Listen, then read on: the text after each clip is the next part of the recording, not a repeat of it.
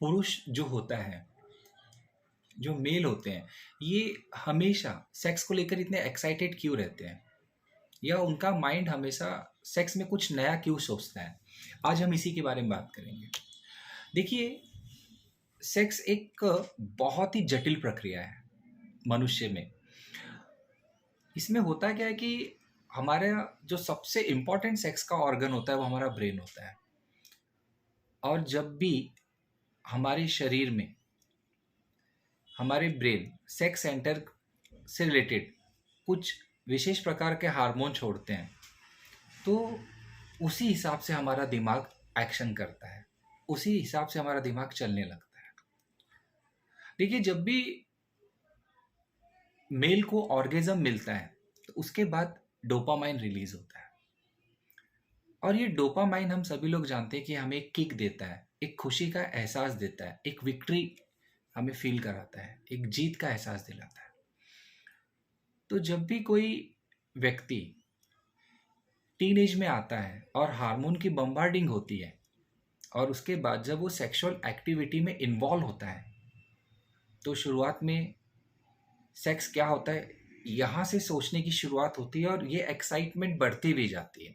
जब वो सेक्स के बारे में कुछ और जान जाता है तो उससे डोपामाइन रिलीज होता है, फिर उसके आगे की चीज़, उसके आगे की चीज़, और इसमें क्या होता है, क्या क्या चेंजेस होते हैं, वो हर एक चीज़ जानना और समझना चाहता है। फिर धीरे धीरे वो मास्टरबेशन या सेक्सुअल एक्टिविटीज़ को स्टार्ट करता है, और फिर जैसे उसको मास्टरबेशन में अच्छा लगने लगता है तो फिर वो उसकी एक हैबिट बन जाती है।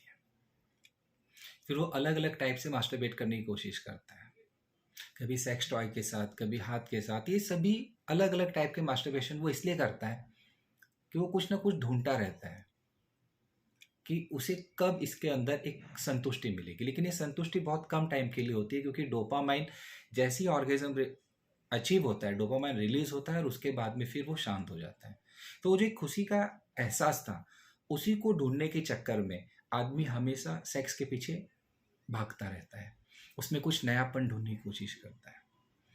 आगे जाकर जब उसकी शादी हो जाती है, अपने पार्टनर के साथ जब वो इंटरकोर्स करता है, तो शुरुआत में उसे बहुत ज़्यादा खुशी मिलती है। लेकिन कुछ समय बाद वो देखता है कि अपने पार्टनर के साथ में एक ही पोजीशन में एक ही तरीके का सेक्स करते करते वो बोर हो जाता है, और फिर वो देखता है कि उसके इरेक्शंस जो होते हैं या उसका जो सेक्सुअल परफॉर्मेंस होता है वो कम हो जाता है। और जैसे ही फिर वो कुछ नयापन लाता है अपने लाइफ में, अपने पार्टनर के साथ में उसने कुछ नए पोजीशन ट्राई की, या अलग जगह पे जाके उसने सेक्स को ट्राई किया, तो फिर वो देखता है कि उसके अंदर फिर से कुछ नयापन दिख के आया। तो ये होता कहाँ से? तो हमारे ब्रेन में जो डोपामाइन रिलीज हो रहा है उसी की वजह से होता है। इसे अगर हम देखें तो हम जैसे कि हम कोई गेम खेल रहे हैं, उसके एक लेवल जब हम जीत जाते हैं, और बार बार हम उसी लेवल पर नहीं रुकते, हम उसके आगे की लेवल खेलने जाते हैं, और जैसे जैसे हम जीतते जाते हैं वो गेम हमारी पसंद में आ जाता है, हमारी फेवरेट गेम में आ जाता है, और उसके आखिरी के लेवल तक हम जाने की कोशिश करते हैं। तो उसी तरह से सेक्स होता है।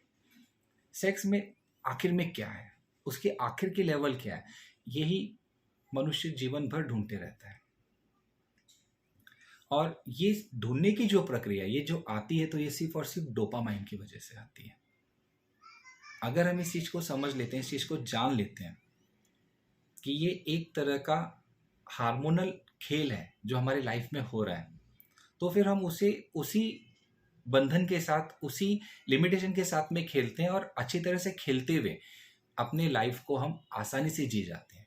लेकिन जो लोग इस खेल को नहीं समझ पाते हैं, तो वो उसी में उलझ जाते हैं, और फिर कुछ नया पाने के चक्कर में कुछ गलत कर बैठते हैं, जिसकी वजह से उनका परफॉर्मेंस, उनकी सेक्सुअल लाइफ, उनकी पर्सनल लाइफ, ये सारी चीज़ें खराब हो जाती हैं। तो यहाँ पर हमें फिर से ध्यान देना है कि सेक्स एजुकेशन ही हमारी सेक्सुअल लाइफ को सही तरीके से सही दिशा में लेके जा सकता है।